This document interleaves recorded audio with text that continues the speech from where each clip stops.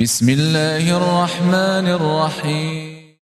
Jangan lupa subscribe ya. Asyiral muslimin, usikum wa nafsi bittaqwallah faqad fazal muttaqun. Sungguhnya manusia dalam 3 poros kehidupan. Masa lalu yang telah dia lewati dan masa sekarang yang sedang dia hadapi dan masa depan yang dia nantikan kedatangannya. Betapa sering seorang manusia menengok ke belakang tentang masa lalunya yang menyebabkan dia pun bersedih, sementara masa lalu tersebut tidak akan pernah lagi kembali kepadanya. Dia tidak bisa merubah masa lalunya yang telah terjadi. Dan demikian juga betapa sering manusia melihat ke depan, mengkhawatirkan hal-hal yang akan terjadi di kemudian hari, sementara perkara-perkara tersebut tidak bisa dia segerakan untuk dia hadapi. Kenyataannya dia sedang berada di hadapan kehidupannya yang hadir di hadapannya. Inilah 2 perkara yang menimbulkan penyakit yang menimpa seorang manusia. Kesedihan tentang masa lalunya dan alham, yaitu kekhawatiran tentang masa depannya. 2 penyakit ini menimpa jiwa setiap manusia, sebagaimana penyakit-penyakit yang menimpa badan manusia. Dan tidak bisa seorang pun menghindari dari 2 hal tersebut kecuali mendapat rahmat Allah Subhanahu wa taala. Ma'asyiral muslimin, lihatlah dalam kehidupan ini, semua orang pasti mengalami namanya alham, kegelisahan, kekhawatiran. Bukan hanya si miskin yang sedih dan khawatir tentang kondisinya, khawatir bagaimana dia bisa makan atau tidak, bagaimana pekerjaannya, apakah cukup hasil kerjaannya atau tidak. Ternyata kita dapati juga orang-orang kaya yang mereka juga khawatir tentang hartanya, apakah masih terjaga, ataukah bisa dirampas oleh orang lain, ataukah akan kalah dalam persaingan bisnisnya. Bukan cuma orang miskin yang sedih karena rasa lapar yang dia alami, khawatir dia bisa makan atau tidak. Di sana juga ada orang-orang berada yang khawatir dengan apa yang telah dia makan dalam perutnya. Bukan hanya rakyat jelata yang khawatir tentang masa depannya. Pergolakan politik yang terjadi yang dia lihat selalu berubah. Bahkan para negarawan, para pejabat, para penguasa, mereka juga gelisah tentang keputusan yang akan mereka ambil. Dan demikianlah kehidupan manusia. Tidak terlepas dari yang namanya alham, kegelisahan. Dan jika alham sudah datang menimpa, maka semua akan menjadi terasa sempit.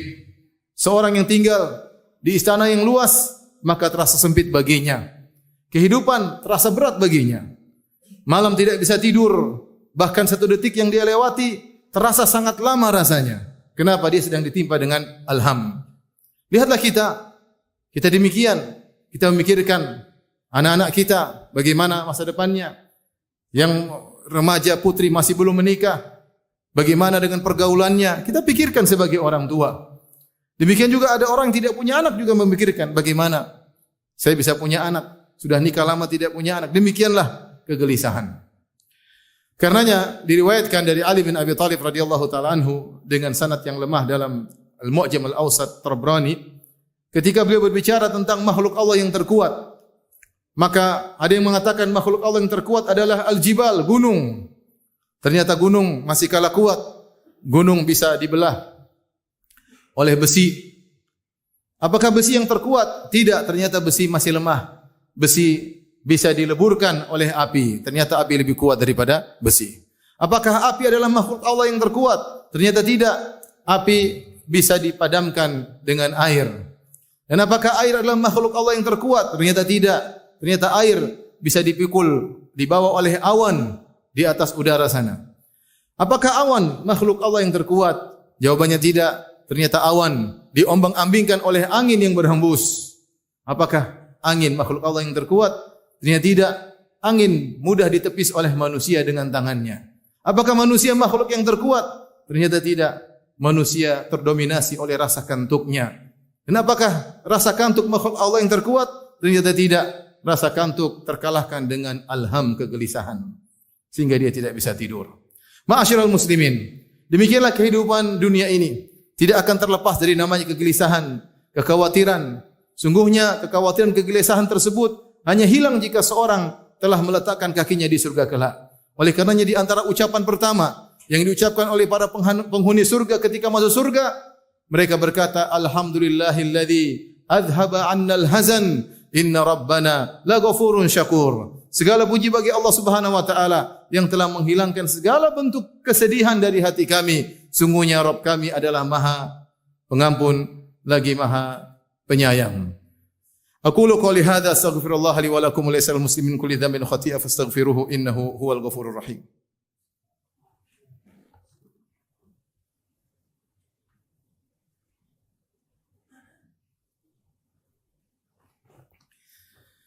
Alhamdulillahi ala ihsanih wa syukru lahu ala taufiqihi wa amtinanih wa asyhadu an la ilaha illallah wahdahu la syarika lahu ta'ziman li sya'nih wa asyhadu anna Muhammadan abduhu wa rasuluhu da'ila ridwanih. Allahumma salli alaihi wa ala alihi wa ashabihi wa ikhwanih.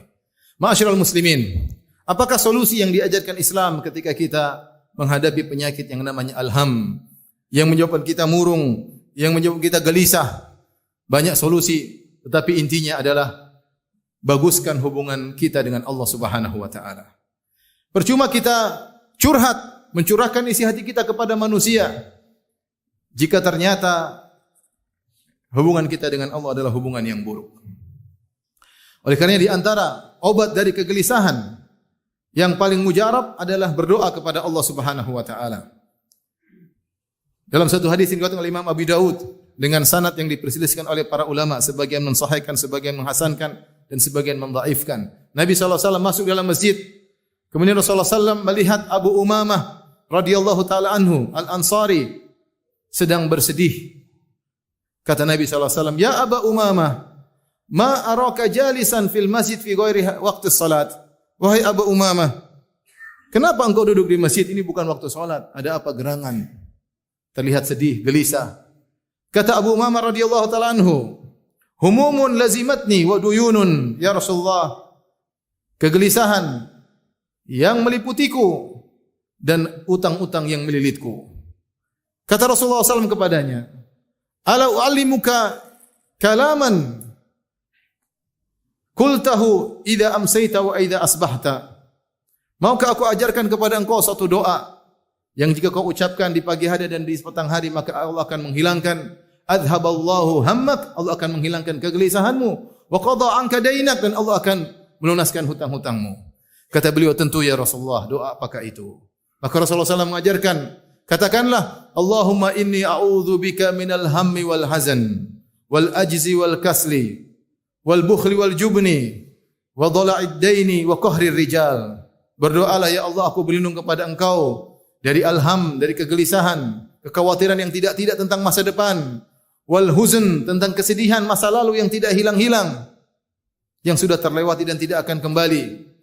Wal ajzi wal kasli, aku berlindung kepada engkau dari ketidakmampuan dan dari kemalasan. Wal bukhli wal jubni, dan aku berlindung kepada engkau dari rasa pelit dan rasa takut, pengecut. Wa dhala'id daini wa qahrir rijal, dan aku berlindung kepada engkau dari lilitan hutang dan dikuasai oleh orang-orang yang zalim. Inilah doa yang diajarkan oleh Nabi sallallahu alaihi wasallam agar dibaca oleh Abu Umamah di pagi hari dan di petang hari. Dalam satu hadis, ketika Rasulullah SAW hendak pergi berperang ke Khaybar, maka Rasulullah SAW berkata kepada Abu Talha Al-Ansari, "Iltamis li gulaman min gilmanikum yakhdumuni hatta akhruja ila Khaybar." Wahai Abu Talha, carikanlah padaku seorang anak remaja atau anak kecil yang menjadi pembantuku selama aku berpergian ke Khaybar. Maka Abu Talha pun mendatangkan Anas bin Malik radhiyallahu taala anhu untuk menjadi pembantu Nabi sallallahu alaihi wasallam. Kata Anas bin Malik radhiyallahu taala anhu, "Wa kuntu akhdimuhu idza nazala." Dan aku menjadi pembantu Nabi sallallahu alaihi wasallam setiap kali Rasulullah SAW singgah. "Wa kuntu asma'uhu katsiran yaqul." Dan aku sering mendengar Rasulullah SAW berdoa dalam perjalanannya, "Allahumma inni a'udzubika minal hammi wal hazn, wal ajzi wal kasli, wal bukhli wal jubni, wa dhala'id daini wa qahrir rijal." Aku sering dengar Nabi SAW baca dengan doa tersebut.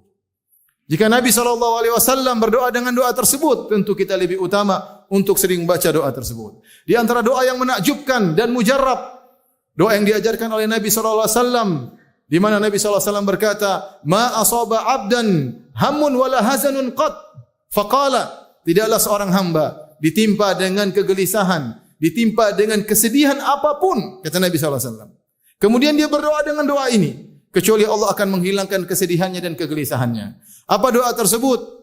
Qala, Allahumma inni abduk, ibnu abdik, ibnu amatik, nasiyati biyadik, madin fiyya hukmuk, adlun fiyya qada'uk, as'aluka bikulli ismin huwa lak sammaita bihi nafsak, aw anzaltahu fi kitabik, aw 'allamtahu ahadan min khalqik, aw ista'tharta bihi fi ilmi al-ghaibi 'indak, an taj'al Qur'ana rabi'a qalbi wa nura sadri wa jila'a huzni wa dhahaba ghammi. Doa yang sangat menakjubkan, di mana Rasulullah mengajarkan agar kita berkata, ya Allah, sungguhnya aku adalah hamba-Mu, pengakuan kita ini hanyalah hamba Allah. Aku adalah putra dari ayahku yang merupakan hamba-Mu. Aku adalah putra dari ibuku yang ibuku juga adalah hamba-Mu. Nasiyati biyadik, sungguhnya urusanku, ubun-ubunku berada di tangan-Mu. Semua urusanku berada di tangan-Mu, ya Allah. Madin fiyya hukmuk, sungguhnya keputusan-Mu pasti berlaku kepadaku. Beriman kepada takdir. Semua yang terjadi adalah keputusan Allah. Aku tidak bisa menghindar, ya Rabb. Adlun fiyya qada'uk, sungguhnya keputusan-Mu pasti adil bagiku. Engkau tidak zalim sama sekali.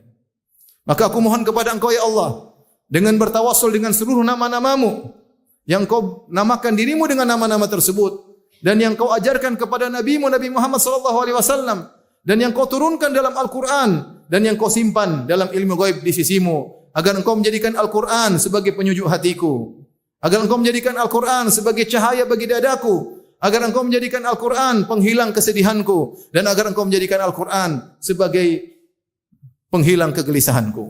Kata Nabi, siapa yang baca doa ini, niscaya Allah akan menghilangkan kesedihannya dan kegelisahannya. Ma'asyiral muslimin, jika kita berhadapan dengan kegelisahan, kemudian kegelisahan tersebut seakan-akan membuat kita jatuh terpuruk, maka periksalah diri kita. Jangan-jangan hubungan kita dengan Allah tidak baik. Segera perbaiki hubungan kita dengan Allah Subhanahu wa taala. Sungguhnya maksiat mendatangkan kesengsaraan dalam hati, meskipun Anda dalam kekayaan, meskipun Anda dalam keduniaan. Maksiat menjadikan hati menjadi sengsara. Barang siapa beramal saleh, maka apapun yang dia hadapi, dia akan bisa tentram menghadapinya. Kata Allah Subhanahu wa taala, "Man 'amila salihan min dzakarin wa untha aw untha man 'amila salihan min dzakarin aw untha wa huwa mu'minun falanuhyiyannahu hayatan thayyibah." Barang siapa lelaki maupun wanita yang beramal saleh dalam kondisi beriman, maka kami akan berikan bagi dia kehidupan yang penuh dengan kebahagiaan. Seringlah beristighfar. Man lazimal istighfar, siapa yang sering beristighfar, ja'alallahu min kulli dhiqin makhrajan, maka Allah akan berikan bagi dia setiap kesempitan ada solusi. Wa min kulli hammin makhraja, min kulli hammin faraja, dan Allah akan berikan bagi dia solusi bagi setiap kegelisahan yang dia hadapi. Wa razaqahu min haitsu la yahtasib, dan Allah akan berikan rezeki kepada dia dari arah yang dia tidak sangka-sangka. Sungguhnya semua yang terjadi sudah ditakdirkan oleh Allah Subhanahu wa taala, tinggal kita kembali kepada Allah ketika menghadapi sesuatu yang menggelisahkan kita. Diriwayatkan Ibrahim bin Adham rahimahullahu taala melewati seorang yang sedang gelisah. Duduk termenung penuh dengan kegelisahan. Maka dia pun berkata kepada laki tersebut, "Inni sa'iluka an thalatha fa'ajibni." Aku akan bertanya kepada engkau tentang 3 perkara. Wahai orang yang sedang bersedih, maka jawablah pertanyaanku.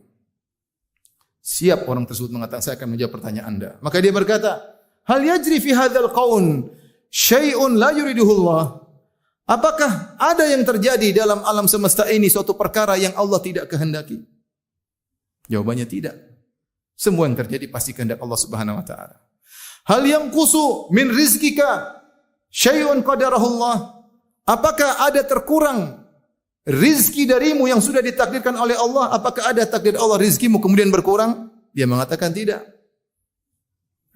Hal yang kusu min umrika lahzatun katabahullahu lak.